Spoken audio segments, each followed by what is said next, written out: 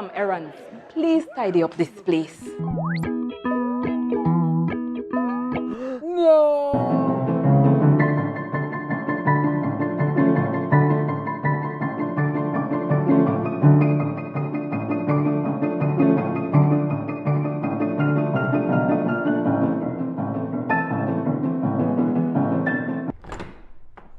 Wow!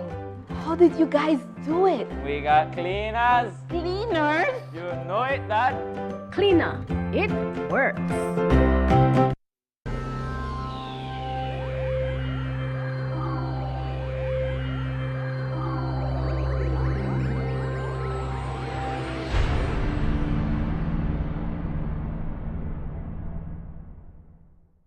Coming up next on Plus TV, Plus News. Join our news team for half hour of local and national news. Plus News, informative, balanced, accurate, and current.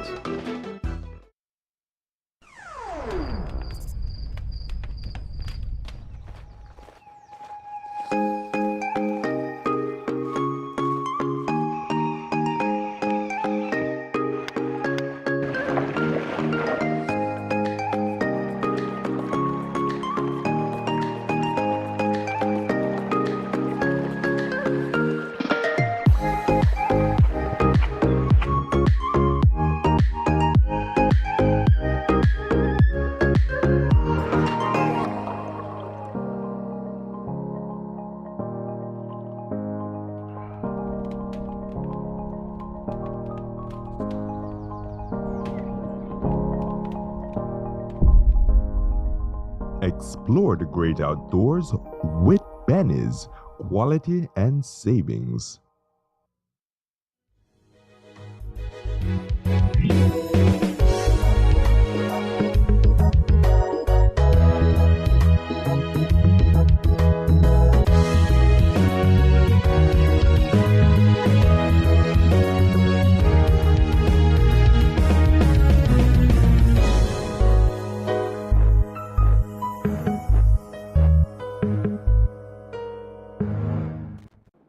In the headlines for this morning's newscast, cartel influence at northern border stopped cargo trucks from passing. Prime Minister comments on BSCFA's decision to continue court case over unpaid premiums. Body of missing man found in Mopan River. Diesel registered a 20% increase at midnight. And of course, we bring you highlights from yesterday's annual budget debate. These stories and more up next. Stay tuned. This newscast is brought to you through the courtesy of Builders Hardware, your home improvement warehouse. A year ago, on March 17, 2025, Builders Hardware introduced something new for Belize, our online store. For the first time, customers could explore thousands of products, place their orders, and complete their purchases entirely online. Whether you're nearby or in another district, you can browse what you need, place your order, and have it delivered directly to you. And for those who prefer to pick up their items, our smart lockers make it quick and simple. Just scan your code and your order is ready. Every day, more and more people across the country have begun turning to the platform as a faster and more convenient way to shop with Builders Hardware. Along the way, many customers have also found added benefits online, from special website offers to rewards for those signing up for the first time. All of this is just another step towards making our products more accessible to communities across Belize, bringing our store closer to you wherever you are.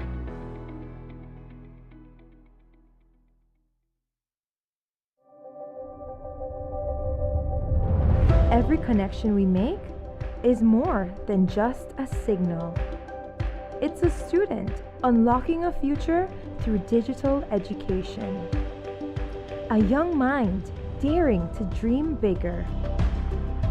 Our culture shared with the world in real time. And everyday heroes answering the call of civic duty.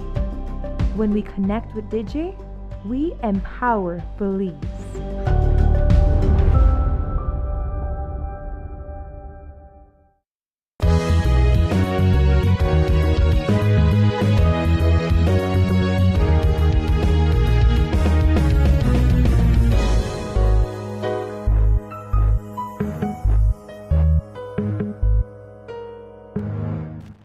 Welcome to Plus News for Wednesday, March 25th. I am LJ Wade.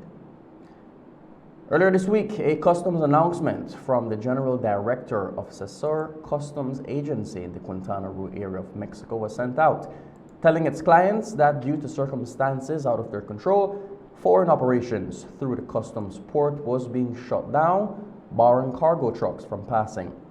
Following the customs announcement, the leader of the opposition took to Facebook and stated that credible reports indicated that the point of entry was being controlled by Mexican cartel elements.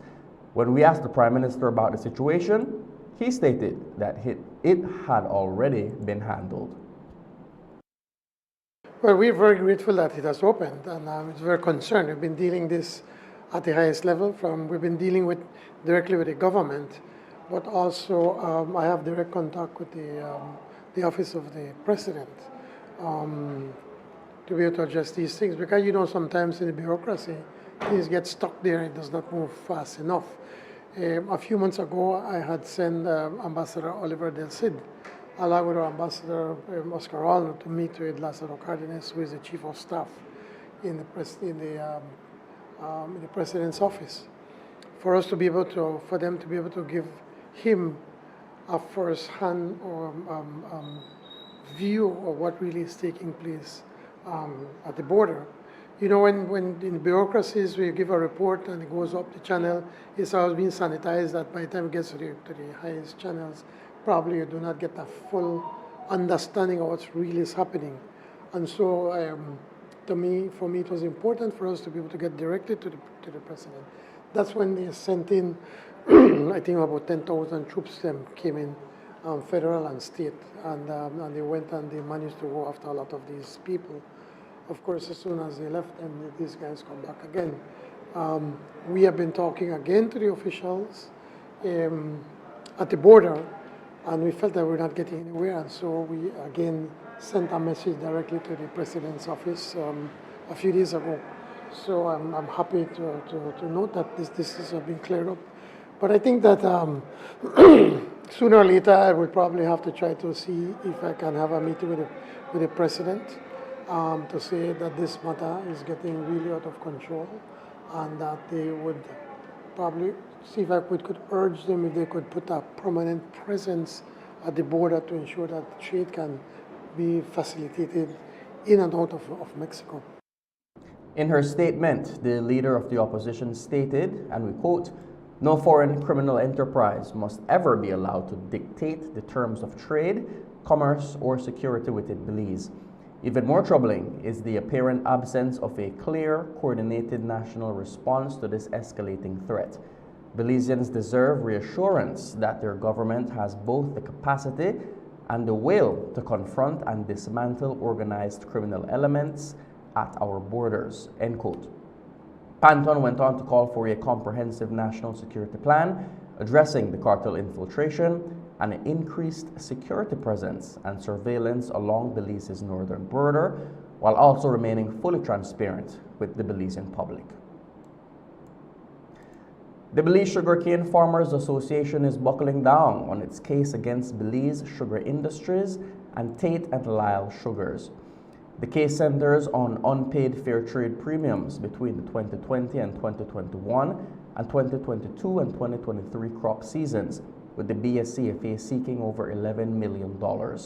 On Sunday, the association held a meeting where members decided to greenlight the case despite an appeal from Prime Minister John Briceño offering a $1 million fertilizer package along with additional support contingent on the association dropping its claim. Chairman Alfred Ortega earlier this week explained the reasoning behind their decision. Well, Kami, yesterday the leadership went to present to the farmers what was put on the table, or proposal that was put on the table by Tate and Lyle, ESR, and also BSI.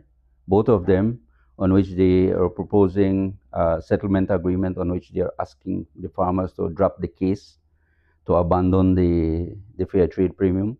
But also what was tricky on it, Kami, or what is tricky on it, is that on the proposal that they have set forward to the BSCFA, is that once we sign, that no group, no director, no other people coming on the future will have the ability or the opportunity to renegotiate this issue again. So once we sign, we abandon that. But they're not giving us anything. And based on that, the proposal also came together with the proposal of the government, of the Office of the Prime Minister, in which his proposal was to grant us 500,000 and then another 500,000, but also asking us to drop the case and to abandon the case. And the farmers were not happy with that. So the farmers yesterday voted that no, we don't want that to happen. We want to continue in court and let the court decide on what would be the outcome of the case. So that is what the farmers approved yesterday. Well, in right now, as we are looking forward, is also the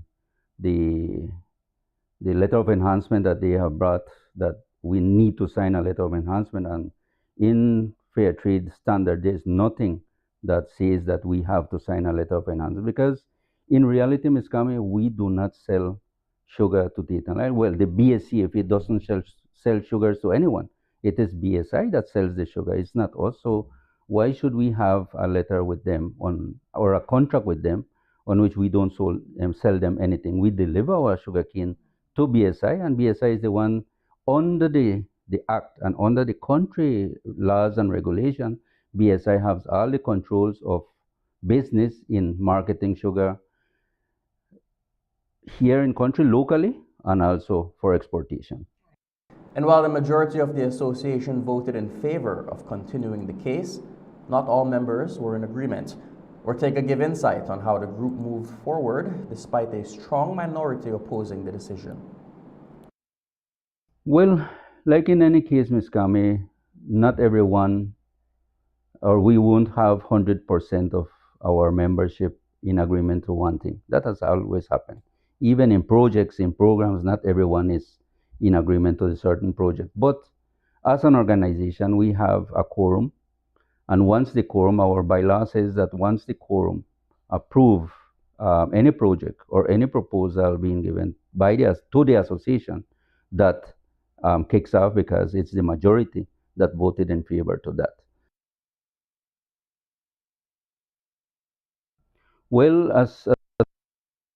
Well, like in any case, Ms. Kami, not everyone, or we won't have 100% of our membership in agreement to one thing. That has always happened. Even in projects, in programs, not everyone is in agreement to a certain project. But as an organization, we have a quorum.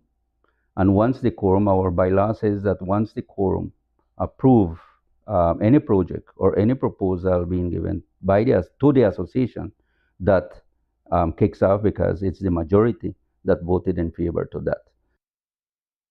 The issue of unpaid premium has also placed a strain on undertaking projects, which Ortega explained ultimately trickles back to the government. Here's his perspective on the impact. Well, as we speak right now, Ms. Kami, we don't have any projects ongoing right now, because as you rightly said, we have not been receiving our premiums. But nevertheless, the association is ongoing, as the association has always been financed by the contribution that is being given by the farmers during the crop. That is how the administration is running. Now, in case of programs, there haven't been any program. Apart from when Mr. Mai was the Minister of Agriculture, if we can recall, he assisted us 2 years, on which he managed to grant us $1 million out of fertilizer for those years that he was the minister. Nevertheless, at this point in time, we have not been given the opportunity to get that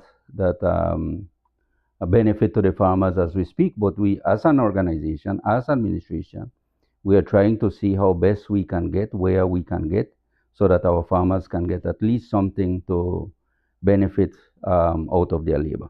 The government plays a role within the sugar industry, on which they have to, or they have the ability to look forward whenever those problems are, to set up the pace on where both sides can come together, or should come together, and find terms that will benefit both sides.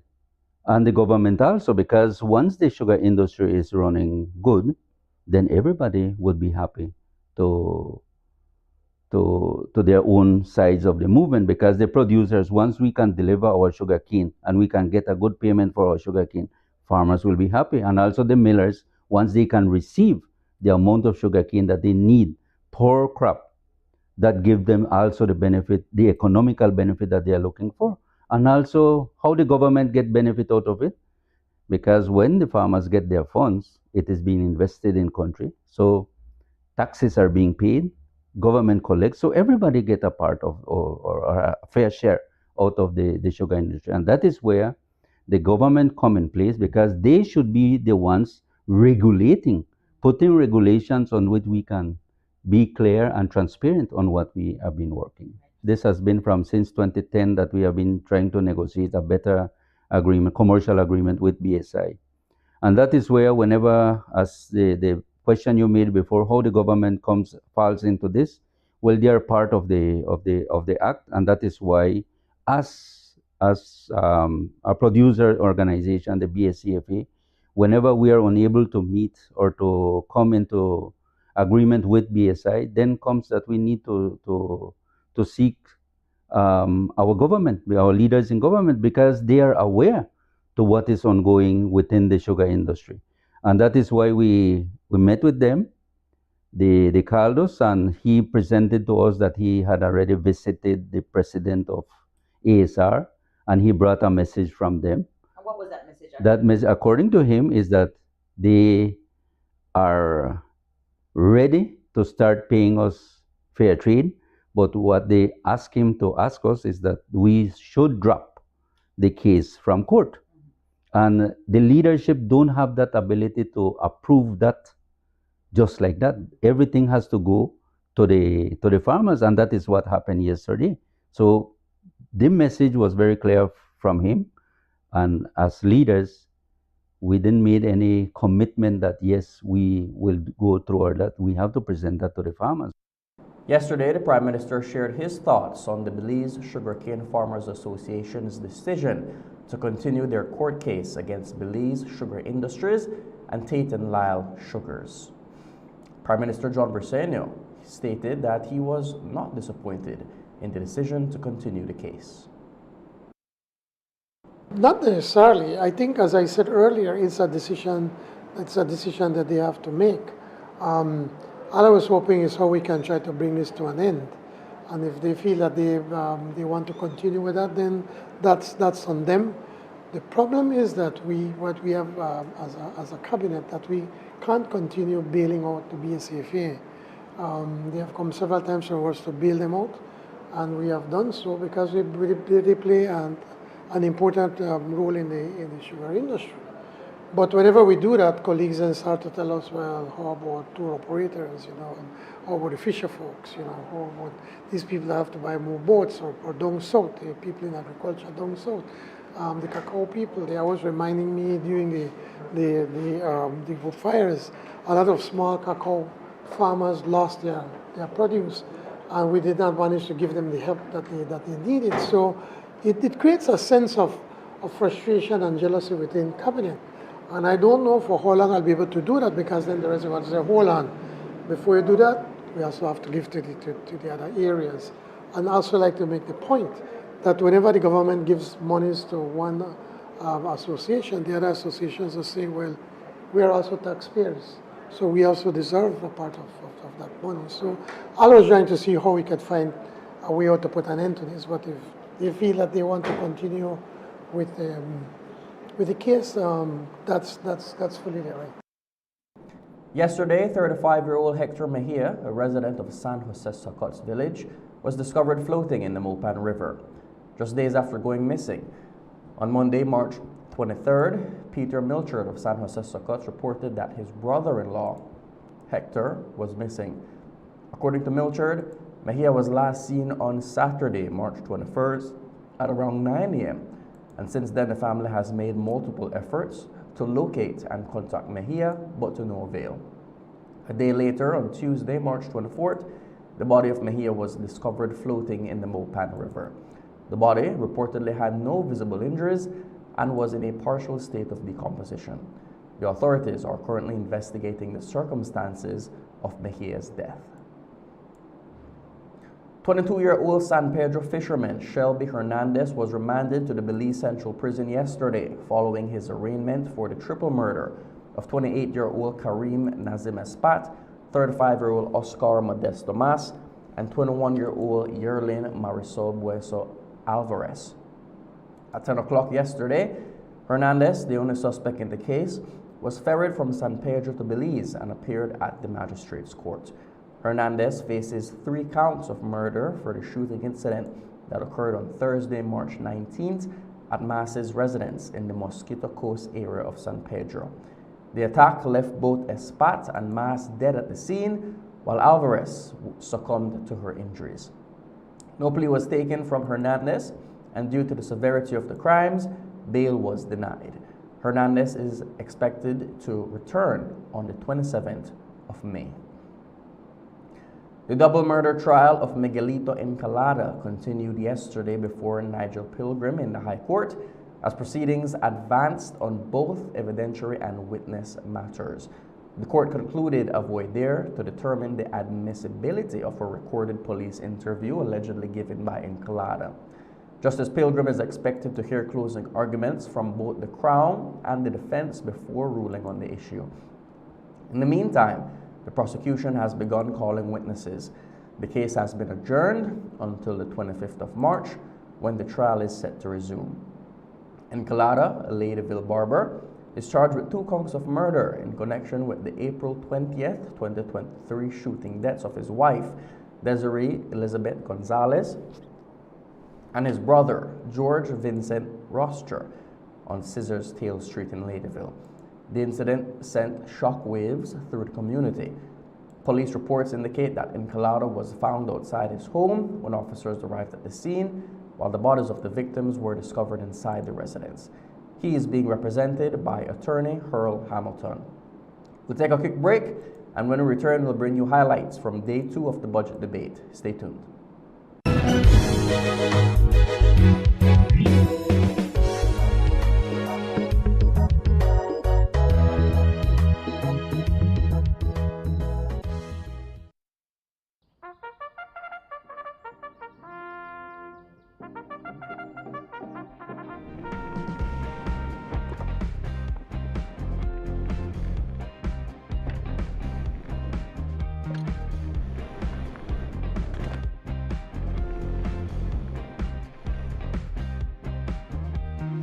Hey, that's a train. Me too.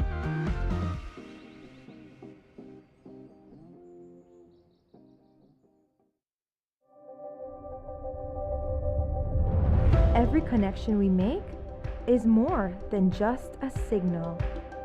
It's a student unlocking a future through digital education. A young mind daring to dream bigger. Our culture shared with the world in real time. And everyday heroes answering the call of civic duty. When we connect with Digi, we empower Belize.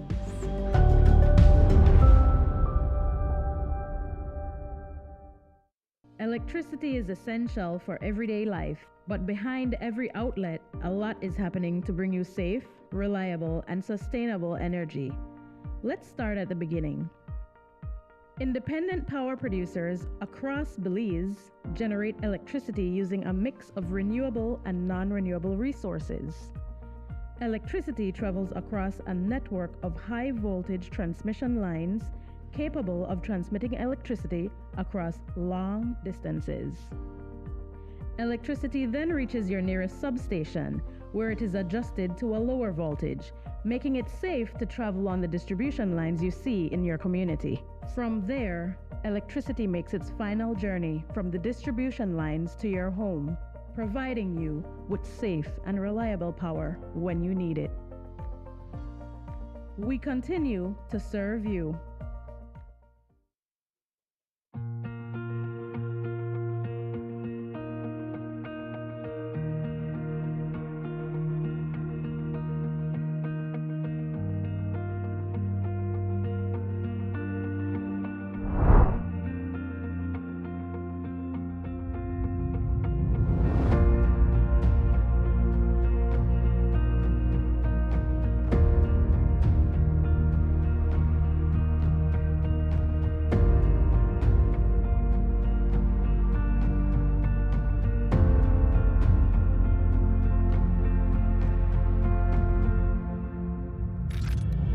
Wild 501 is an effort to catalog and digitize more than 30 years of Carol and Richard Foster's extraordinary wildlife footage, a visual record of Belize's wild heart that has been shared with the world through platforms like BBC and National Geographic.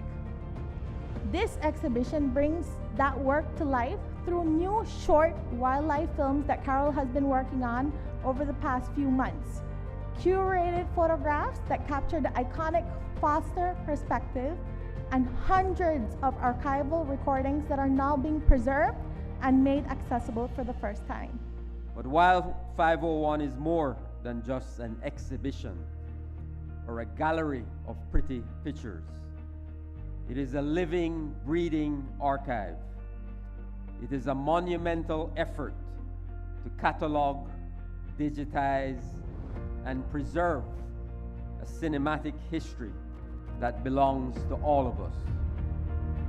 The Fosters didn't just come here to film Belize.